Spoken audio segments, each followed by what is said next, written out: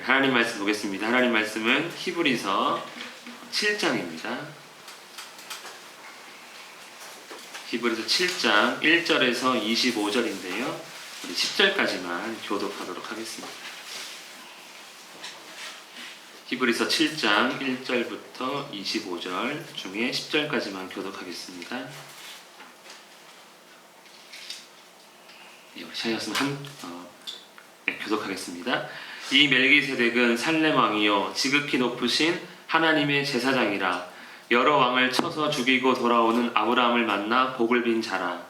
아브라함이 모든 것의 10분의 1을 그에게 나누어 주니라. 그 이름을 해석하면 먼저는 의의 왕이요 그 다음은 살렘 왕이니 곧 평강의 왕이요. 아버지도 없고 어머니도 없고 족보도 없고 시작한 날도 없고 생명의 끝도 없어 하나님의 아들과 닮아서 항상 제사장으로 있느니라. 이 사람이 얼마나 높은가를 생각해보라. 조상 아브라함도 노량물 중 10분의 1을 그에게 주었느니라. 레위의 아들들 가운데 제사장의 직분을 받은 자들은 율법을 따라 아브라함의 허리에서 난 자라도 자기 백성인 백성에게서 10분의 1을 취하라는 명령을 받았으나 내 족보에 들지 아니한 멜기세덱은 아브라함에게서 10분의 1을 취하고 약속을 받은 그를 위하여 복을 빌었나니 논란의 여지 없이 낮은 자가 높은 자에게서 축복을 받느니라. 또 여기는 징벌자들이 10분의 1을 받으나 저기는 산다고 증거를 얻은 자가 받았느니라. 또한 10분의 1을 받은 레위도 아브라함으로 말미암아 10분의 1을 바쳤다고 할 수 있나니 이는 멜기세덱이 아브라함을 만날 때에 레위는 이미 자기 조상의 허리에 있었습니다. 아멘. 여러분 구약에 있는 많은 인물들을 조금의 인물들을 아실 수 있는데 가장 위대한 인물은 누구일까요? 우리가 알고 있는 구약의 인물 중. 요새. 모세. 요셉을 뺐네. 서운하겠네요. 그냥 순서대로 생각나는 썼는데 누가 제일 위대합니까? 유대인들은 모세, 그 다음에 아브라함, 다윗 이 정도 하죠. 그리고 우리가 또 좋아하는 인물들도 많이 있습니다. 왜 이러한 에녹은 죽음을 보지 않고 하나님 나라로 올라간 그런 인물이기도 한데 왜 이러한 사람을 우리는 위대하다고 표현합니까? 왜 위대하죠? 왜 좋아하죠? 그래서 어쩌라고요? 네, 요즘 애들 말로 어쩔 TV 이런 거 아닙니까? 네, 어쩔 부럽죠. 근데 이 인물들을 우리가 위대하다고 평가하는 것은 이들의 삶이 일종의 소망이 되기 때문이죠. 나도 저렇게 살아야 되겠다. 이런 소망을 우리에게 준다는 것이죠. 그래서 우리가 말씀을 통해 볼 때도 한 번씩 그런 생각하지 않습니까? 나도 아브라함 닮아야지. 나도 다윗 닮아야지. 이런 것들이 다 소망이 되기 때문에 위대하다라고 평가할 수 있는데 오늘 히브리서에서는 이러한 인물들은 위대하지 않다라고 이야기하며 단 한 사람, 이 사람이 위대함을 이야기하고 있습니다. 멜기세덱이라는 사람이죠. 참으로 낯선 인물입니다. 우리 멜기세덱 잘 모릅니다. 성경의 창세기 14장, 시편 110편에 딱 2번 언급된, 그리고 히브리서에서 그 2번 잠깐 언급된 사람을 알아야 한다고 이야기하는 우리에게 참 낯선 사람인데 가만히 보니까 이 사람이 가장 위대하더라고요. 오늘 이 인물에 대해서 오늘 함께 나누면서 예수님과 함께 연결을 시켜보도록 하겠습니다. 우리 1절, 2절 말씀을 한 번 더 함께 읽겠습니다. 시작. 이 멜기세덱은 살렘 왕이요 지극히 높으신 하나님의 제사장이라. 여러 왕을 쳐서 죽이고 돌아오는 아브라함을 만나 복을 빈 자라. 아브라함이 모든 것의 10분의 1을 그에게 나누어 주니라. 아멘. 멜기세덱은 어떠한 인물입니까? 일단은 살렘 왕이라고 표현합니다. 지역명일 수도 있고 별명일 수도 있는데 지역명이면 앞에 가로 열고 예루가 붙겠죠. 예루살렘 왕 이렇게 생각할 수도 있고 아니면 나중에 보겠지만 그냥 별명일 수도 있습니다. 그의 직분은 두 가지인데 왕이자 저기 보니까 하나님의 제사장, 그리고 특별한 일을 하나 한 것이 유대인의 조상인 아브라함을 만나서 그에게 복을 빈 자라고 설명하고 있습니다. 또 아브라함은 그에게 11조를 바쳤고요. 이게 이제 창세기 14장의 내용입니다. 그 이름의 뜻은 이렇게 말씀합니다. 먼저는 의의 왕이다. 멜기가 의예요. 멜기가 왕이에요. 세덱이 의고. 그래서 멜렉 할 때 왕인데 이게 이제 의의 왕이라는 의미고요. 살렘은 우리가 샬롬 아시죠? 샬롬과 같은 뜻입니다. 약간 형태가 다른 거고요. 그래서 평강의 왕. 그래서 의의 왕이고 평강의 왕이다. 그리고 이제 특이한 점이 나타납니다. 아버지도 없고 어머니도 없고. 이게 사람입니까? 그러면? 사람이 아닐 수 있다는, 사람인데 사람이 아닌 것처럼 얘기하고 있습니다. 그리고 족보도 없고 태어난 날 죽은 날이 없다. 그런 기록이 없다라는 거죠. 일단은. 그래서 이 멜기세덱을 어떤 존재를 의미하냐면 신적 존재와 같은 분이다. 이렇게 표현하고 있고요. 그래서 이 사람 죽지 않으니까 어떻습니까? 죽지 않았으니까 이 말씀에 의하면 항상 제사장으로 있는 그러한 자가 바로 멜기세덱이다. 이렇게 오늘 말씀을 시작합니다. 이거 멜기세덱이 가장 위대하죠. 에녹이 죽음을 보지 않고 승천했지만 그는 왕도 아니고 제사장도 아니었고 그 외에는 다 엘리야도 물론 올라갔지만 다 왕도 아니고 제사장이 아닌 인물이니 이 멜기세덱이 가장 위대하지 않을 수가 없습니다. 그런데 이제 문제는 소망이 잘 안 되니까 위대한 에서 쏙 빠진 거죠. 소망이 된다면 아마 넣었을 것입니다. 근데 정말 소망이 아니냐? 그렇지 않다는 의미입니다. 어쨌든 멜기세덱은 아주 특별한 존재이고 그러면서 왕이자 제사장인 분이 멜기세덱입니다. 오늘 우리 낯선 분이어서 그런가 다들 이렇게 진짜 누구야 이렇게 이런 표정입니다. 우리 4절 말씀을 읽겠습니다. 시작. 이 사람이 얼마나 높은가를 생각해 보라. 조상 아브라함도 노량물 중 10분의 1을 그에게 주었느니라. 정확하게 바쳤죠. 하나님께 드리는 마음으로 이 사람에게 바쳤습니다. 이 사람이 얼마나 높은가 생각해 보라. 즉 우리는 지금 멜기세덱이 이제 높은 자임을 일단은 알아야 된다. 그가 대단한 위대하고 우월한 그러한 사람입니다. 왜냐하면 그는 아브라함에게 11조를 받았기 때문에 그렇다라고 시작을 합니다. 아브라함이 그럼 어떤 자인지 조금 우리가 알면 멜기세덱이 더 높은지 알 수 있기 때문에 잠깐 소개하면 아브라함은요 일단 선지자입니다. 우리가 아브라함이 선지자였어 하는데 창세기 20장에 보면 아브라함은 나의 선지자라고 하나님께서 표현하십니다. 그러니까 세상 가운데 하나님 말씀을 증거하는 자가 되고요. 그리고 이사야에서는 나의 벗 아브라함아 하면서 하나님의 친구, 그죠? 하나님과 동급은 아니지만 그만큼 높은 자로 표현하고 있습니다. 그리고 민족의 조상, 이스라엘 민족의 조상이자 갈라디아서에는 믿음의 조상이라는 정확한 표현은 없지만 모든 믿는 자들의 조상이 된다고 말씀합니다. 그러니 믿음의 조상이죠. 좋은 수식어는 다 가지고 있는, 높은 수식어는 다 가지고 있는 것이 아브라함인데 그 아브라함보다 더 높은 자가 누구라고요? 멜기세덱이다 라고 말씀합니다. 또한 아브라함의 자손들 중에 레위가 있습니다. 아브라함, 이삭, 야곱의 아들들 중에 셋째 아들이 레위인데 그 레위의 아들들 중에 장손 아론이 있는데 그 아론이 이제 제사장 직분을 감당하게 되는 거죠. 그런데 레위 자손 중에 아론의 계열도 후손들도 결국 아브라함의 후손 아니냐. 그러니까 아브라함이 아론보다 더 크다 작다? 훨씬 크다. 일단 아브라함을 크다고 이야기하고 있습니다. 그런데 이 아브라함에게 어떻게 했다는 거예요? 멜기세덱이 복을 빌어줬다는 거예요. 복은 누가 누구에게 빌어줍니까? 보통 큰 사람이 작은 사람에게. 우리 설날 때 세배하면은 우리가 복을 빌어주죠. 세배하면서 하지만 그건 복을 축복이 아니라 그냥 용돈 달라는 의미죠. 많이 주세요. 그러면 이제 받은 어르신이 복을 빌어줍니다. 큰 자라는 것이죠. 마찬가지로 성경도 똑같다는 거죠. 논란의 여지 없이 낮은 자는 높은 자에게 축복을 받는 것인데 누가 축복했습니까? 멜기세덱이 아브라함에게 축복을 했기 때문에 더 크다. 그래서 아브라함 건너뛰고 아론보다 멜기세덱은 훨씬 더 큰 그런 위대한 대제사장임을 이렇게 이야기하고 있습니다. 어쨌든 중요한 건 멜기세덱은 아론보다 비교할 수 없을 만큼 우월함을 지금 이야기하고 있습니다. 또 하나의 차이점 8절인데요. 아론의 계열의 제사장들은 죽습니다. 그렇죠.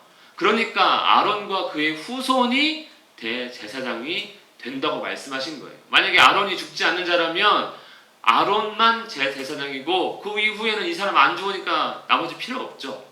후손에게 물려줄 필요가 없습니다. 하지만 죽기 때문에 죽을 자들이고 그래서 생명이 끊어지는 자들이 되고 우리 좀 전에 멜기세덱은 어떻게 했습니까? 시작한 날도 없고 끝나는 날도 없는 그런 영원한 생명을 마치 가진 것처럼 말씀하고 있는 멜기세덱은 산다는 증거를 얻은 자입니다. 그러니 이 죽음과 생명 누가 더 큽니까? 당연히 멜기세덱이 더 위대하다고 말씀하고 있습니다.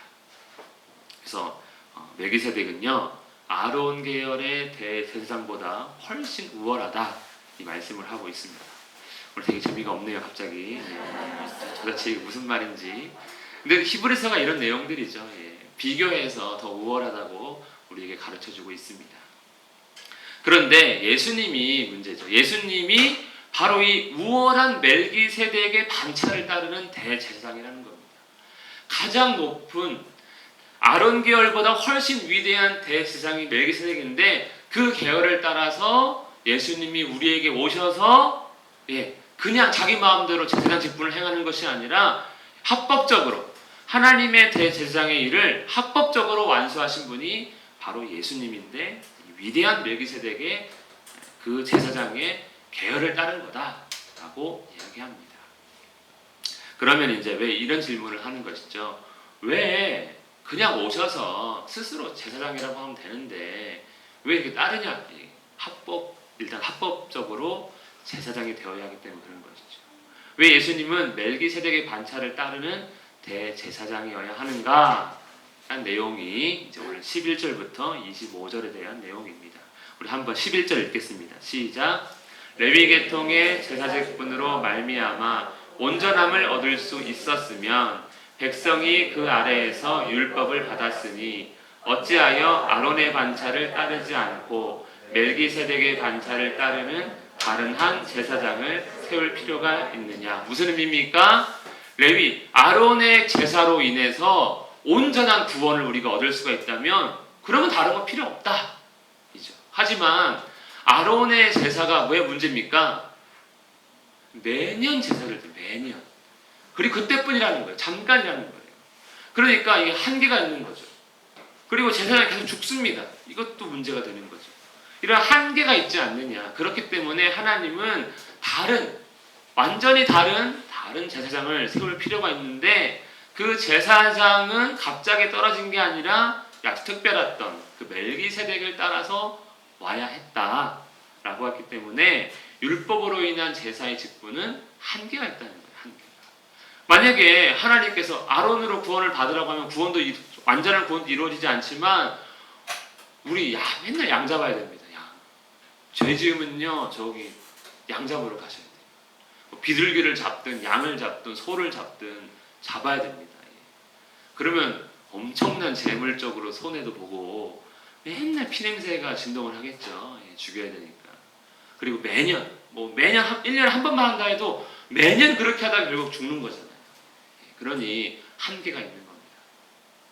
그래서 아론 계통의 제사장이 아니라 새로 제사장이 필요했기 때문에 온 거다. 그리고 또한 12절에 보니까 제사 직분이 바꾸어졌은즉 지금 제사 직분이 바뀌었습니다. 원래 아론 계열인데 누구로 바꾸는 거예요? 멜기세덱의 계열로 바꾸셨다는 거예요. 그러면 율법이 1.1획도 변하지 않아야 되는데 변했네? 맞습니다.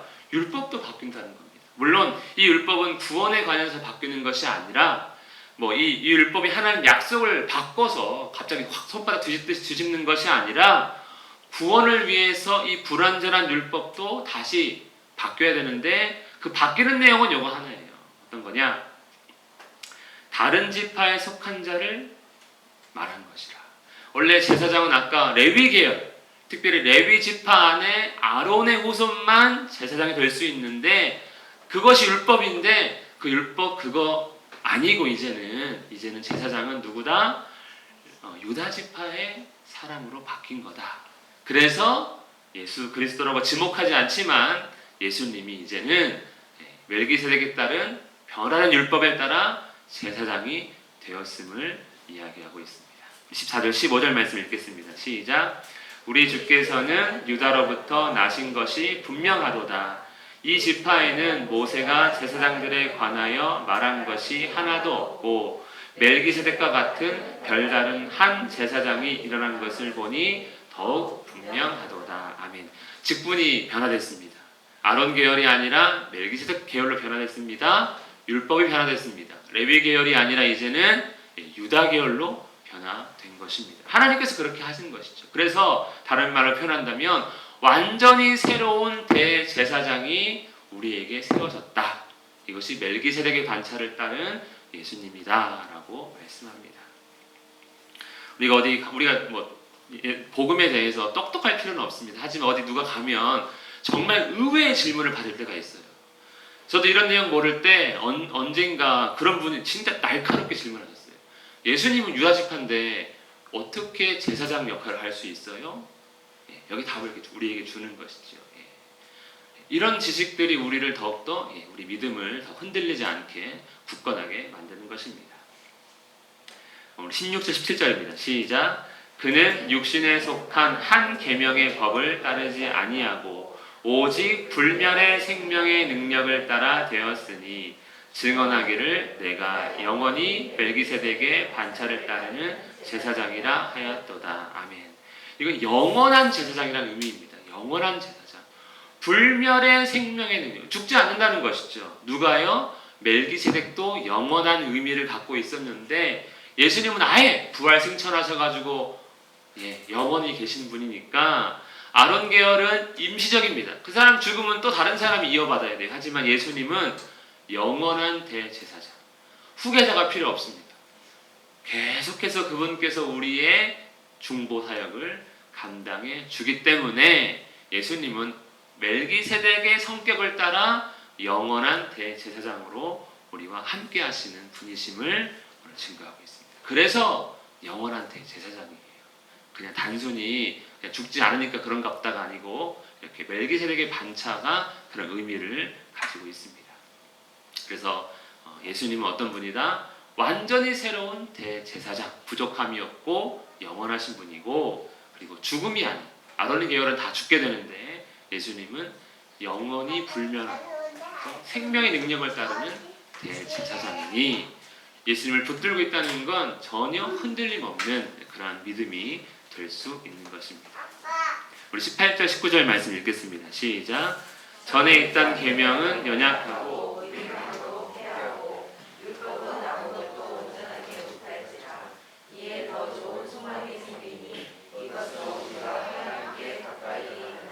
아멘. 마태복음에서는 피한다는 표현을 쓰지 않았습니다. 예수님께서는 완성하기 위했다는 것이죠. 율법은 부족한데 이제 내가 그 부족한 것들을 채워서 완전하게, 온전하게 하겠다. 그래서 내가 새 언약이다 라는 것이죠. 율법은 옛 언약입니다. 율법은 어떤 한계입니까? 율법을 통해서 구원받게 하려는 것이 아니라 율법을 통해서 죄를 깨닫게 하는 것이죠. 딱 거기까지입니다. 그러면 이제 율법을 통해서 죄를 깨달았으니 구원이 필요합니다. 요 부족함을 예수님께서 채워서 완성해 주셨기 때문에 옛 언약이 더 좋은 언약으로, 새 언약으로 변화되었습니다. 그래서 우리는 하나님께 가까이 갈 수 있게 된 것이죠. 더 좋은 소망, 이것이 바로 새로운 소망, 더 좋은 언약이 바로 새로운 소망이고 우리 인생의 영혼에 휩쓸려 가지 않도록 세상으로부터 우리가 떠내려가지 않도록 해주는 유일한 닻이 바로 우리 예수님이다. 아무리 우리가 많이 쌓아놔도 모든 것은 다 휩쓸려 내려갈 것입니다. 그러나 주님을 붙들고 있다면 우리는 구원을 이루어가게 될 것입니다. 믿으십니까? 아멘. 근데 이것이 어떻게 됐다고 했습니까? 맹세로 된 거라는 거예요. 맹세. 하나님께서 맹세하셔서 이루어진 일이다. 원래 맹세 안 하셔도 반드시 이루시는 분인데 이 일은요 놀랍게도 맹세까지 해서 우리에게 보증하셨다. 어떻게 맹세하십니까? 이거 신약에서 얘기한 것이 아니라 시편에서 이미 맹세하신 것이죠. 우리 시편 말씀을 함께 읽겠습니다. 시작. 여호와는 맹세하고 변하지 아니하시리라.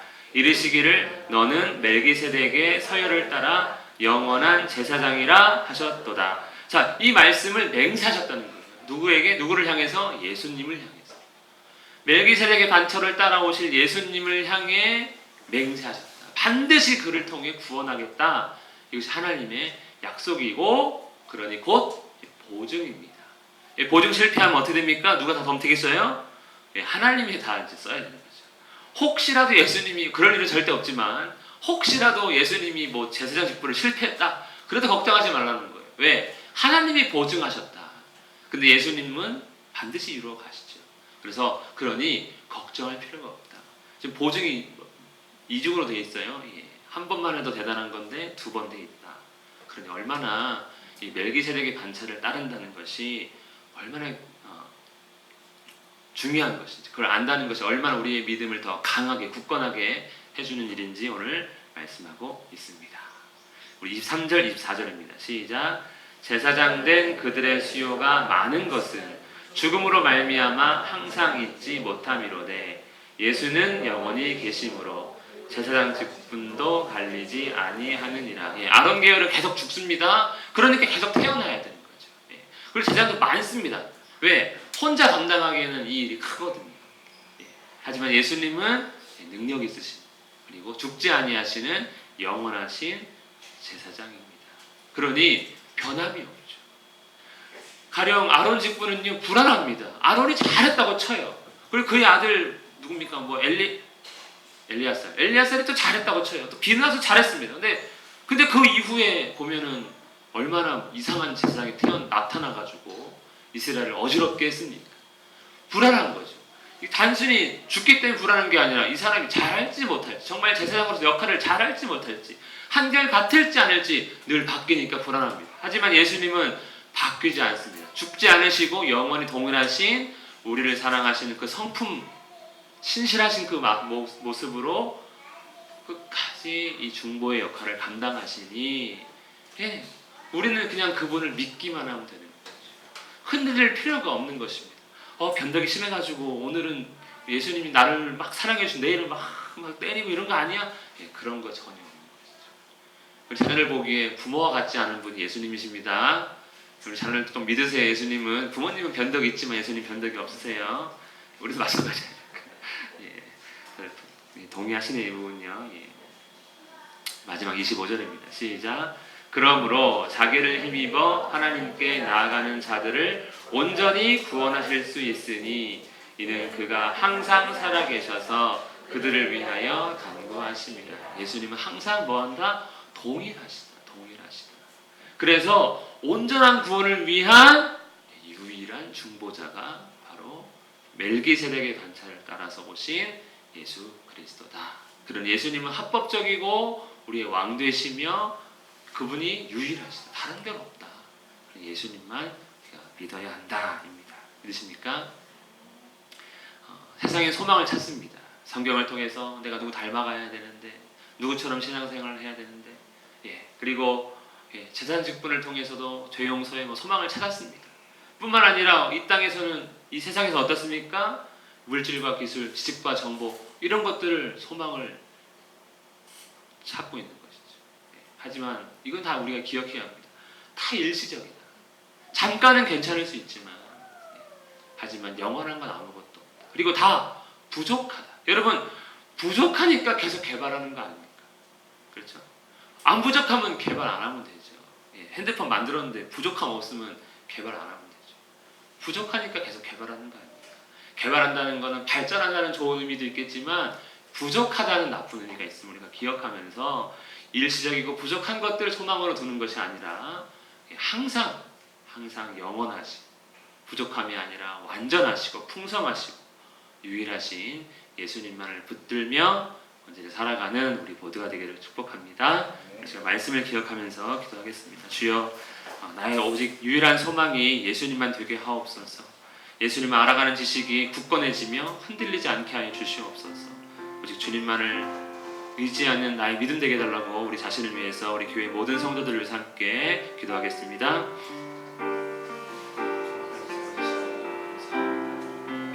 주님의 부족함을 주님 아시고 우리의 변덕스러움을 주님 아시고 오직 동일하시고 유일하시고 완전하시고 영원하신 주님을 따르며 믿으며 살아갈 수 있도록 역사하여 주시옵소서.